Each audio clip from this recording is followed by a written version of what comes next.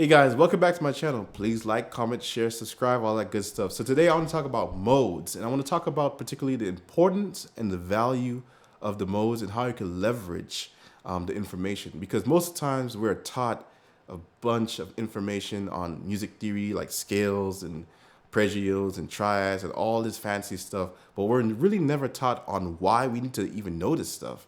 And who came up with this stuff? You know, did it just drop off from the sky? And is it even accurate? You know what I mean? So nobody really questions, this information. But when you start to see the value behind it and why it's important, then it makes sense. So I want to talk about the importance of knowing your modes. So first off, a mode is a derivative of a scale. So like if we took a C major, or let's say a major scale. If we took a major scale and we start to derive from each degree of the scale, we'll get the modes. So the mode starts on the different degrees and it forms a different tonic based on what you agree on. For example, if I took the C major scale system and I went to D, that's the new tonic, right? And then I play the scale that is derived from the C major scale, which is the parent scale. I hope I didn't confuse you there. But that's basically what modes are. It's just, deriving each one of those scales per the degree of the parent scale. So today what I really want to talk about is the importance of knowing what scale or mode to play on a chord at a given time, but particularly in the context of a key. There's a bunch of information on chord scales and stuff like that. But I want to talk about just the primary basics on what do I do when I'm in the key of C to a C major 7 chord versus when I'm in the key of G to a C major 7 chord. Because it's completely different, roles as far as like one is functioning as the 1 chord in the key and then one is functioning as the 4 chord in the key. So let me go and describe that a little more. So if I took C major 7, like I just described earlier, also played here. If I took C major 7 and I said we're in the key of C, that's the mode you play over that chord. And the reason why is because the C major 7 in the key of C is the 1. It's functioning as the 1. So I would play C Ionian over that. So now if I said C major 7 in the key of G, what is its function? Right? So in the key of G, if I just say in the key of G, we're going to play the G major scale. 1, 2, 3, 4. C is right here. So C is the 4 of the G major scale, right? So if I say the C major 7, which that chord is what forms on the 4th degree of the G major scale, then I could say that I'm going to play the mode Lydian over that chord, right? So the reason why there's a difference is because you got to take in consideration the context. The context is that when I'm in the key of C major 7 tends to sound more like this as far as the scale, as opposed when I'm in the key of G. Now, if I didn't have any keys, right? If I didn't disclose that it's in any keys, I could just play a chromatic scale the whole day with that chord. Now, if I say it's the key of C, then there's a particular scale or a particular mode that is allocated to that. So I wanted to explain the importance of that, because if you are depending on what key you're in, it will tend to a different mode or scale per se. The other thing I want you to get out of it, the key point, is understanding how many keys it could be in. So the C major chord, C major 7 chord, this could be found in 2 different keys.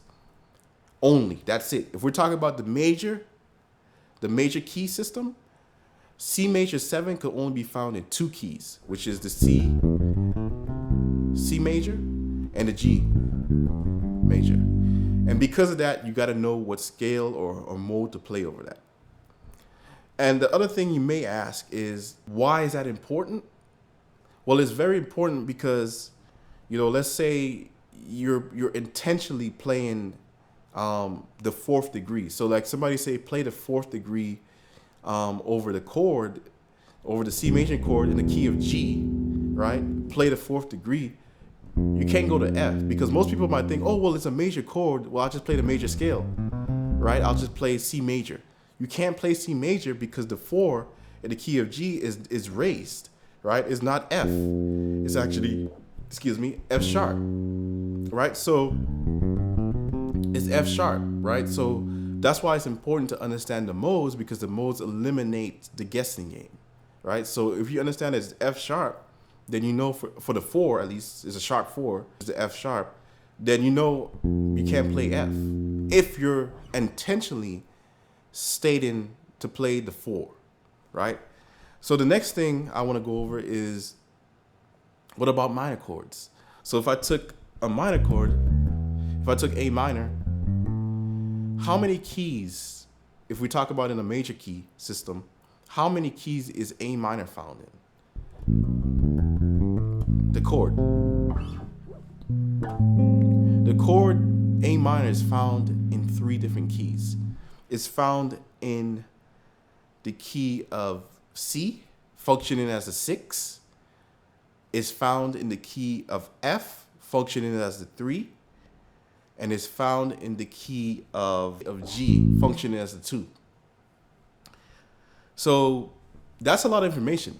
That really is a lot of information. So what you do with it is, when you understand, first of all, the key, then you can understand what mode you could play over the chord. So if I said, for example, if I said A minor in the key of G, then the correct mode to that would be A Dorian, right? So it sound like this, A Dorian. And Dorian is always going to be the 2nd degree in a major scale system. All right. So the next thing, if I said A minor in the key of F, then it would be Phrygian, A Phrygian, which sounds like this.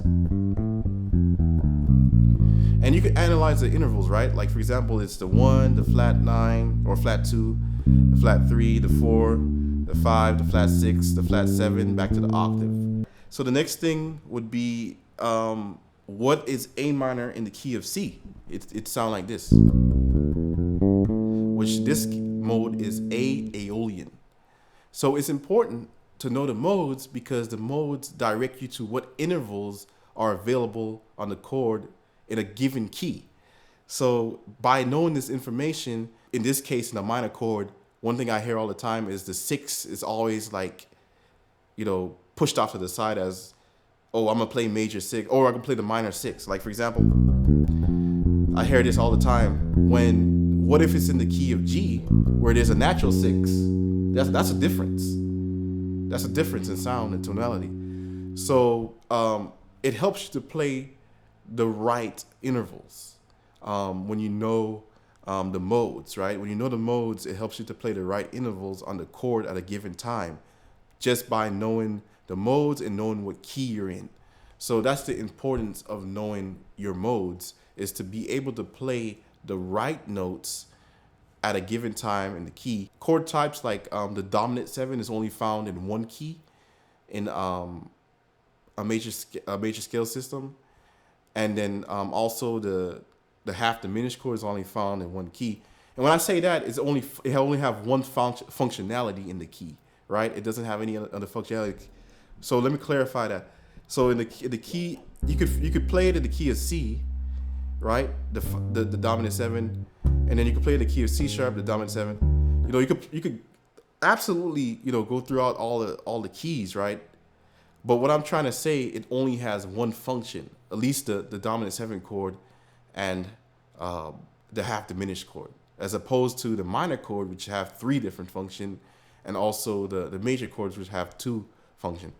So it's important to understand your modes because of that fact, because you'll also build your confidence on what to play in a given time. Like, for example, like I said earlier, most times, I may play the wrong 6. Like, let's say it's a walk down, like,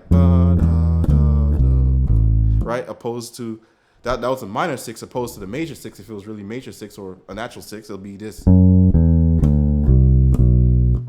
So if I play the minor 6, it'll sound like this.